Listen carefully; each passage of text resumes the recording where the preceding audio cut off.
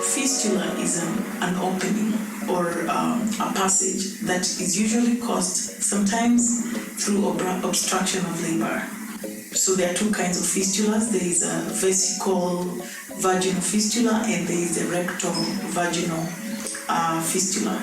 They are curable. They can be fixed through surgery, but a lot of people, especially in the developing countries, are not able to afford. Most of the people who actually get this kind of obstructions are people who opt or have no choice but to deliver from home. And in most cases, they do not have professionals helping them in the delivery. In Kenya, hospitals can be very expensive, especially when you have to go for surgical procedures. And many of these populations cannot afford surgery. In some of the public hospitals, the cheapest fistula surgery costs at least a minimum of about $300 to $400. That is an expense that many families cannot afford. So a lot of patients end up living with fistula for many years. We also have other hospitals, the private hospitals, whose procedures cost anywhere from $1,000 and above. So that said, we do realize that there are many patients living in their homes with fistula and never being able to afford to get the procedures done. When I started working with Hope for Fistula Foundation, we have been able to support a few surgical cases. One of them was a lady by the name Mrs. Rono. I got to meet Mrs. Rono while we were looking for patients to support, and she happened to come with a group of women, and we were able to take care of her procedure. Mtoto ya kwanza tu nilizaa 75. Ile nimezaa sasa ndio sasa kaanza kutoka hapo. Juu alikuwa ni kubwa na sikuzalia hospitali, nilizalia nyumbani.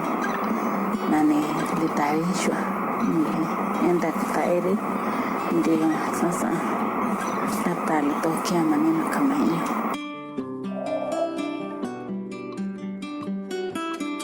She has been able to have 4 other children while living with fistula.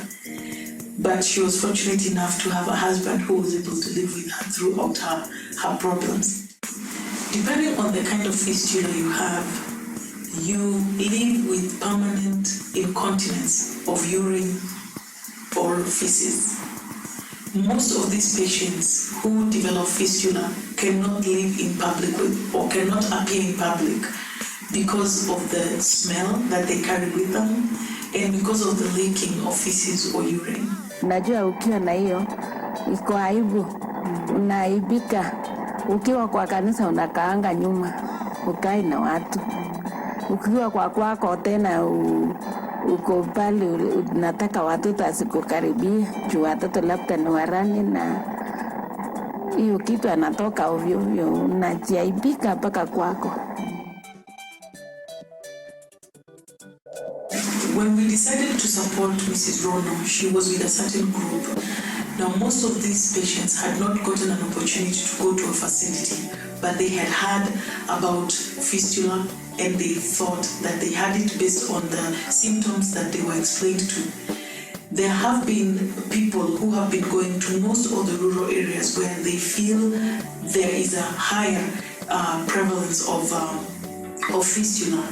And what most of these people, as they go to do their training, they do explain what the symptoms are, and they advise most of these patients to go to hospitals to have them checked to confirm that they indeed have it. This group did not go to the facilities or to the closest hospital to have it done because most of them could not even afford the 100 shillings, which is equivalent to $1.50. To go and confirm that indeed they have fistula. Now, we paid for their transportation and they were able to get themselves to Nairobi.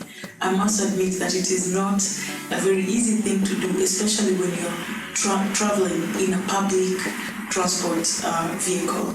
In most cases, if you do, nobody else needs or wants to travel in that vehicle because they cannot take the smell. And from Nakuru, where they live, till they got to Nairobi, they had to take about 3 vehicles. There was the one vehicle from the rural part where they live that was supposed to take them to Nakuru town. And then from Nakuru town, they had to take another matatu or a van that was to bring them to Nairobi town. And then from Nairobi town, they had to take another vehicle that brought them to the hospital. When Mrs. Rono got to the hospital, she went through a screening process. And with the screening, the idea of the screening is to confirm that indeed she requires the fistula surgery. And once that's done, they go through the admitting procedures. Mrs. Rono was screened, and it was found that she indeed required the fistula procedure done. She was admitted at Jamaa Hospital. Now, Jamaa Hospital is one of the facilities that we have been working with. They do understand fistula patients more than most of the other facilities have because they've worked with them much longer.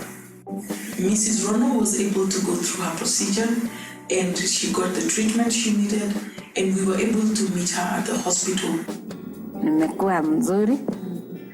Sasa nitakuwa nikiongea hata kwa kanisa sitaaibika. Kitu ya kwanza ninataka kufanyia kazi Mungu kwa sababu najisikia.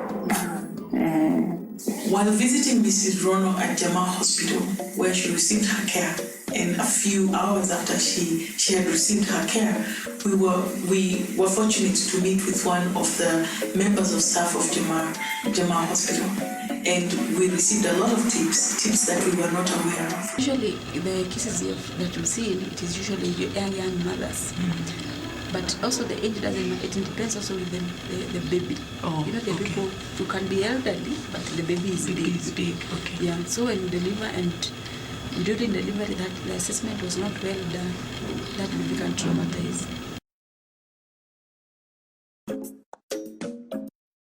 Much later on, we got to visit Mrs. Rono at her home, and this was after she had completed her surgery and all the follow-up care.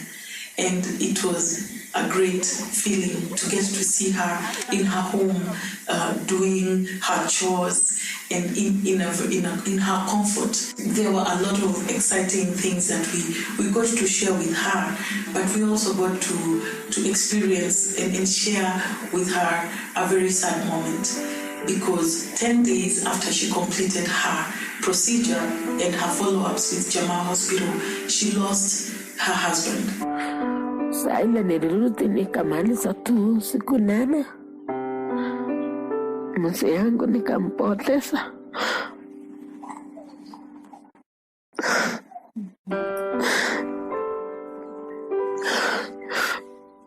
Hata roho yangu hajarudi vizuri kwa sababu alikuwa tukisaidiana na yeye.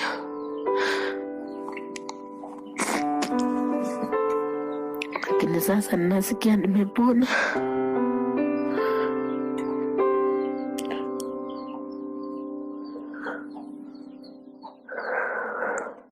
While we were there, we got a chance to meet with Monica. Monica was also a fistula patient, a patient who actually got her injury in a very traumatic way. Ile kuenda kuolewa tukakaa na mtu kwa mwaka 2. Ile tulikaa mwaka 2, mwaka tasa nikakuwa mjamzito. Ile nilikuwa mjamzito, nikaenda ikafika mwezi ya kwenda kusaidiwa. Ile kwenda kujifungua nikapata shida. Hapo sasa wakunga ndio wananisaidia. Hizo wakunga wananisaidia wakanikaisha sana. Baadaye nikakimbia hospitali. Ile kufika huko hospitali, mtoto alishaga kitambo kwa tumbo. Kwa vile aliaga nikaenda hospitali, nikaenda kufanywa operation. Kwa vile kutola mbogo kumbe kama walitereza wakata pipe ya mkojo. Nikakaa hospitali mwezi 2 kwa Molo. Kwa kukuja Nakuru, vile tu nilifanywa operation kwa Molo. Kufika Nakuru, kumbe pipe tayari iliteresa ikakuzwa pipe ya mkojo. Kwa vile kukuja hapa nilikuja nyumbani. Sasa vile kufika nyumbani nikapata shida ya mkojo. Sikuwa natembea kwa mtu. Nikasikia huyu mama anapelekanga watu wenye wako na shida. Sasa vile nilipigia simu akaniambia kuja kwangu alafu nielezee vile ilikuwa. Sasa vile nilikuja kwako hapa ndio akanielezea. Sasa nikamuelezea vile nilikuwa. Akaniambia sasa kama uko na shida nitayarishe kesho alafu nikupeleke, na hata sikuwa na kitu chochote. Nikaambia ndaendaje na hata sina hata ndugu hata kwa mfuko. Akaniambia twende tu, najua bora tu sini haja yako tu pone. Nikaambia ndio. Sasa vile sasa kesho yake sasa nikakuja tuoje kuendanisha na mpaka Nairobi. Sasa kufika kwa Nairobi nikasaidiwa. We also got to meet the lady who took her to Jama Hospital, whose name is Mary, who also helps a lot of other women and was the lady that transported Mrs. Rono to the hospital when we were supporting her procedure. Amefurahi sana.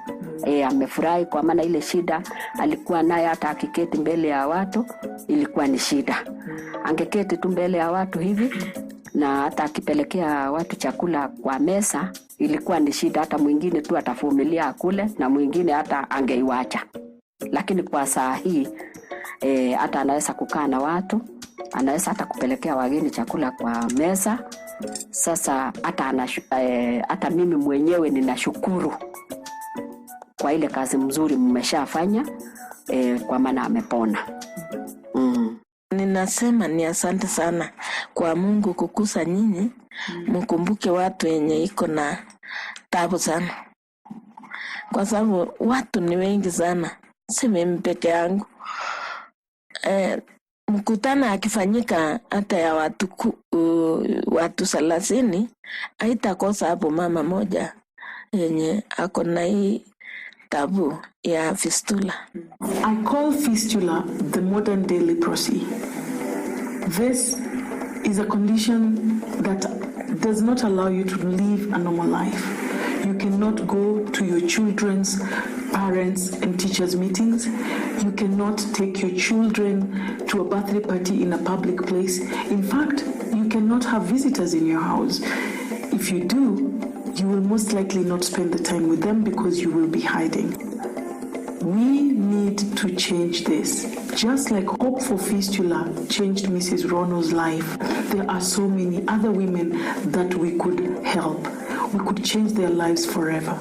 Mrs. Rono today does not have her husband as her support, but her life is completely changed.